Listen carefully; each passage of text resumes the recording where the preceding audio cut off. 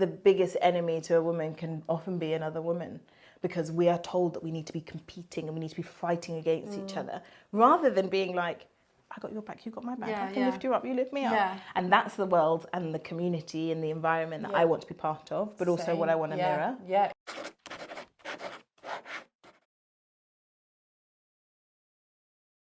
If anything makes me happy, it's feeding people. So well, I'm here to be fed. I love that for you and for me. So what are we having? We're going to have some French toast. Delicious. And we're going to make a little berry compote. Love it. A berry lemon compote and some vanilla chantilly cream. So sounds hopefully fancier than anything I'd ever make myself for brunch. So well, you know, this is what happens when you come to my house. This is my favourite thing to do. So you feel like you've really gotten into it in recent years, like really leaned into it as not just like a way of expressing yourself, but as a way of like coping with trickier experiences? Or... Yeah. You know, interestingly, so my mum died. She died very suddenly 4.5 years ago, and she was 61, and I was 6 months pregnant at the time. And it just completely altered my life. Like I don't really, there aren't really words to explain what happened as a result of that. And then 3 months later, I had my son. And 5 months after that, my brother-in-law, who we were living with, suddenly passed away as well, and he was 41. And food then became this thing. One, food offered dopamine, because when you're just sad and in misery, you seek dopamine. Of course. And food gave an immediate hit. It was a thing that I was able to do for my sister as well. And I'd just say to her, most days I'd be like, what do you want to eat? What do you want to eat? Like, what can I make you? Your way of showing up for her. Exactly. Whatever she needed, I was willing, I wanted to do. It was how to communicate love and care, but also it kept her fed and nurtured. And so it was like, cool, I'm happy to do that. For me, food is one of those things, and it really ties into all of my work, because food is a way in which we advocate. Food is a way in which we care for one another. Food is a way in which we communicate. But also, food is an entitlement that every single person on this earth has. So it's definitely become a way to communicate, a way to sort of work with who I am and what I believe, while also accessing the pleasure of watching people eat and going, is that nice? You like it? Yeah, it's good, huh? Getting that feedback. and obviously Bake Off. Obviously Bake Off. Part of that. Obviously. It's not the way I like to cook. I don't like being told what to do. Under pressure like that. I don't like being observed in what I'm doing. I'm actually... You're like an intuitive kind of cook. Just throw it in, do what I want. And so for me, Bake Off was like, why are you watching me? Oh my God, I can't imagine you being and like just the pressure. It's the pressure. It was the pressure of being watched, the pressure of getting it wrong. I felt a lot of pressure. And I realised it just doesn't work for me. I just want to do what I want to do. And I think that is how I live my life. Like I want to do what I want to do. I don't want to be owned by anyone. I don't want to be like governed. Constrained. You know, when I left my job as a midwife, it was partly that. It was that I didn't want to be managed. I was just like, what is this? What is the bureaucracy of this? What is like the fear of litigation, the fear of getting it wrong, feeling the kind of weight on my shoulders of that. I was like, do you know what? I don't know about this. It's very like silencing as well. That's what sits underneath this in so many ways, is that it's so silencing to feel like you're being watched and managed, and exactly that. Like you have weight on your shoulders, or someone's always looking over your shoulder. It's like, be careful what you say. Be careful what you feel. Be careful. Be careful how you express it. How you express. Make sure it aligns with what society says it should, or what you should be doing. That's a very hard way to live. Absolutely, it's no way to live. When you're censoring yourself like that all of the time, that takes so much energy and effort. But also, no one wins, you know. No one wins, because you're literally swallowing all your feelings. They're not getting a sense of how you really feel and who you really are. Like there's, like you say, there is so much that's lost. I also think it's you know, in this type of work, like working with mothers and families and women, is the complete opposite. We are already censored enough, and actually we're trying to do the opposite. And how can I encourage people to do that if I'm not practicing that myself? Yes. And you know, there's a real liberation in it. And actually, when you look at the world that we're living in, we are shackled. As women particularly, we are conforming continuously to an expectation that is placed on us by men a lot of the time, you know. And when I say by men, that is also upheld by other women. So we are all living in this environment, perpetuating a lot of harmful narratives to each other. Yes. And, you know, the biggest enemy to a woman can often be another woman, because we are told that we need to be competing and we need to be fighting against each other, rather than being like, I got your back, you got my back, I can lift you up, you lift me up. And that's the world and the community and the environment that I want to be part of, but also what I want to mirror. Yeah, exactly. You know, it's always like, it shouldn't be like that. No, it shouldn't be. Because when we are forced to be in competition with each other as well, we end up leaning on things like, you know, what am I looking for? Like weaponizing choice, like weaponizing what other parents are doing, weaponizing what other mothers are doing, the choices they're making, and so shaming them for the things that they do, for the way that their children are. But that's the world we live in now, though, is that your choice is used as a criticism of someone else's different choice. Yeah. And so, it blows up, it escalates, it becomes this polarized. Oh, I cannot stand it. I'm like, I'm not sure what we're talking about here. Exactly. I get completely lost. I'm like, why is this a binary issue? Like, it's just not. Like, I genuinely so much lacking in this conversation. No, exactly. You do you. As long as you're doing what you want to do. But if you're really doing what you want to do, why are you triggered by me doing what I'm doing? You shouldn't. Like, if you feel completely confident in your choice and what matters to you, it actually is irrelevant what someone else is doing. And you know, it goes back to that same thing that I said, which is always women being pit against women. Always. I'm not competing with you. It's the default. Yeah. And it's like, I want to be able to understand, and like in my work, it's what I help people to do as they're processing traumatic experiences. I'm like, I really want us to go back further. And so when I started working, when I realised I couldn't go back into midwifery, clinical midwifery, I was like, do you know what? I think I can help people to work through traumatic birth experiences. And I created a framework which is about reflecting, reframing and reinforming. And actually it's go further back. Let's go further back around your decision making and how you're literally socialised to listen to authority.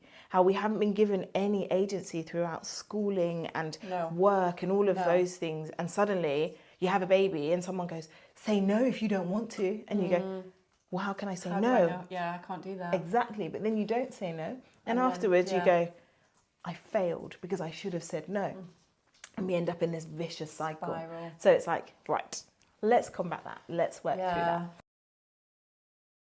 I consider myself further down the line from this in terms of like, you're very much focusing on this birth part.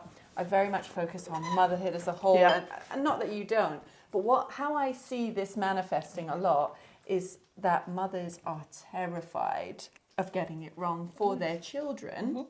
They're terrified of making the wrong choice, of saying the wrong thing, because we're fed these I'm not dogging on gentle parenting, but we're fed these like really tight scripts on how to parent and the things to say and how to manage their feelings. And it's, parenting's come a long way in so many amazing, incredible ways, was so needed. But I think we're like stifled as we continue through motherhood as well. And it's like, oh, well, we feel ashamed because we got birth wrong, we got breastfeeding wrong. We can't get parenting wrong. This is the least we can do is get this part right. So I really see this as like feeding into itself and carrying on. And what we end up doing is just living in shame. All the time. All the time. It's like no matter what we do, it's not the right thing. We're silenced by it. We're shut down by it. And we sit quietly on how we really feel about things. But then also, how is that manifesting? How does shame manifest? Let me just close this door. It doesn't necessarily look like shame. No, it smells amazing, by the way. Yeah, our shame doesn't necessarily look like traditional shame. No, it doesn't. So we often sort of misdiagnose it. Yeah. We don't see how it shows up in our behaviour. Nope. We don't see how it shows up in conversation, in the way in which we compare ourselves. We're not seeing shame there. Nope. And it's like, so much of our behaviour is rooted in shame. Shame lives there too. It's built permanent residence. It's set up shop. It's sitting in disguise. There's a task for you. Thank you. What am I doing? Help a sister out, man. Like, what are you here, just to stand and chat? Well. Come on, she's. Well. So just whisk it for me. Just keep keep whisking. going. I'm just going to keep whisking it until it firms up to... Yeah. Yeah. So to soft peaks, all right? Soft peaks. I'll be here a while then. Okay then. But yeah, I think you're right. There is so much shame in all of it. In every aspect. Yeah. And like, yeah, we don't recognise it as shame because we think shame keeps you small and silent and trapped. No, it doesn't. It sees you doing things like overcompensating, comparing yourselves to others, like being hyper-vigilant. You might see it as like being like sad and like crying, and it's like, it might not be that. It might be rage. It might be rage. It might be anger. It might be, you know, so many other things. Yeah. And it's like, how do we give women and parents the space to express shame, but not only to express it, but to process it, to work it through, and to use it with themselves so that it isn't used against them, essentially. And to not punish themselves for even having the feeling in the first place. Yeah. Because I think shame gets demonized as a feeling. What is it teaching me? What's it telling me? How do I grow with it, right? Yeah. So it's like, yeah, you might feel shame about it. I'm not going to tell you not to feel shame about it. What I'm going to tell you is, what do you want to do with it? How can we use this shame so that you go, I won't find myself here again? You're literally speaking my language. I say this all the time. I'm like, every feeling, there's a signal, there's a message inside every feeling you have. It's not negative, it's not positive. What's the message? What's it telling you? What's it telling you? What's your shame telling you? Where are you scared? Where are you punishing yourself? I'm like, literally what like, is it? It's signalling something to you. My arm's getting tired. Do you want me to take over? It's coming, like it's... You're doing a really good job. It's firming. I can take over when you want. I don't expect to work. Oh, that's fine. Fine. Shaming me. You're just shaming me about this. I can whip my own cream, okay? Just give it a rest. Give it a rest. Yeah, stretch it out, girl. Stretch it out. Stretch it out. Stretch it out. Tag me back in. I'll tag you back in. I mean... That took you all of 30 seconds to move that to soft peaks. Sorry, doll. Okay. It's okay though. You're really good at your job. I'm really good at mine. It's okay. I'll stay in my lane, in other words. We need to have more resolutions. There needs to be resolutions because otherwise people do sit in that state and they do. It impacts our kids and it impacts our relationships. Of course it does. It impacts our friendships. Yeah. You know, it like dictates how we show up. And how many people will tell you, you know, they lose friends after traumatic birth experiences or perinatal experiences, or how many people will say their relationships broke down. I remember having my daughter and feeling lonely in company because I felt that I'd done something wrong. I felt that I'd just flopped her birth because I'm a midwife. I should have got it right. Like, what was that about? Yeah. And I felt that actually I wasn't feeling motherhood in a way I should have. And it was like, I felt like I couldn't be in those spaces and gradually isolated myself more and more. Yeah. And 3 months later, my sister had her daughter. And I would spend my days at her house and we would watch copious episodes of Grace and Frankie. Wow. And we would have tuna melts and just breastfeed our kids. Yeah. And shame didn't sit there. No. You know, it was like, and so if I say to anyone, where's your space where shame doesn't sit? Be there. And where's the space where shame can be communicated? Even without words. It can be communicated, where it's allowed to be felt. Those are your spaces. Those are your spaces. You know, those are the spaces, and they exist throughout parenthood. They aren't just there at the beginning because, well, each stage has something else.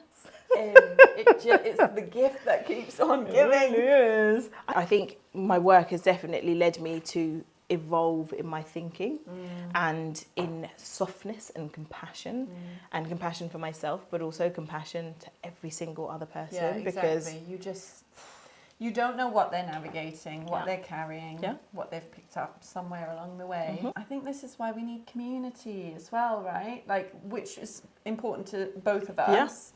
I think this is why, like, these conversations are important. Creating spaces for it is important because then we can, you know, collectively start to recognise what's happening and then make changes.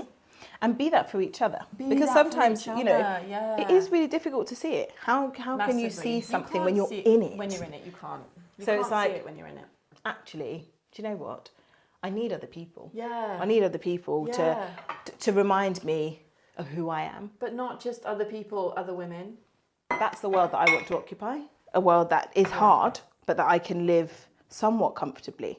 And I know who I am. I can access myself. I can think freely. Access myself. You know? I love that phrase. You know, that's it. It comes down to that. Yeah, shame stops us from accessing ourselves. Absolutely. Doesn't it? Absolutely. That's totally it. And it's like, well, you deserve more. That's why I say to people all the time, like, you know, you deserve more than living this half life. Like, you're and here. That's so validating to hear, isn't it? Yeah. Because you, like you say, you feel selfish. You feel like I shouldn't want any more. Like I'm lucky, and it kind of comes back to birth. It's like, well, you had a healthy baby. Like you're okay. Like all that matters.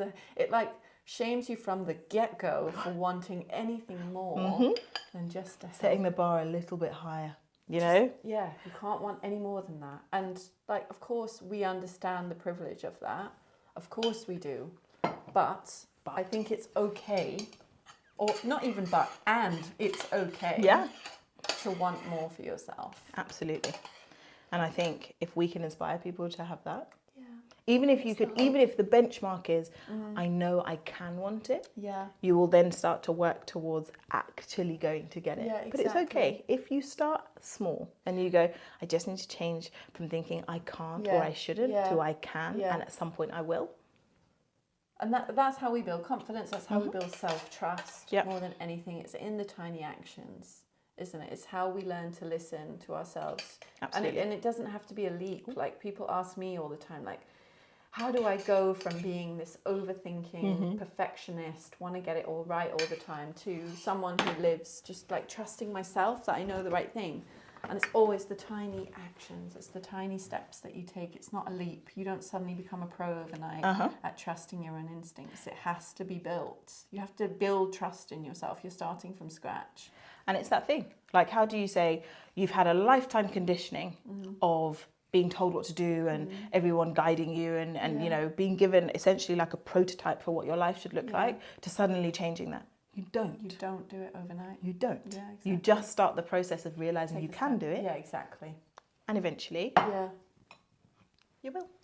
Look at that. Oh my God. Bon appetit.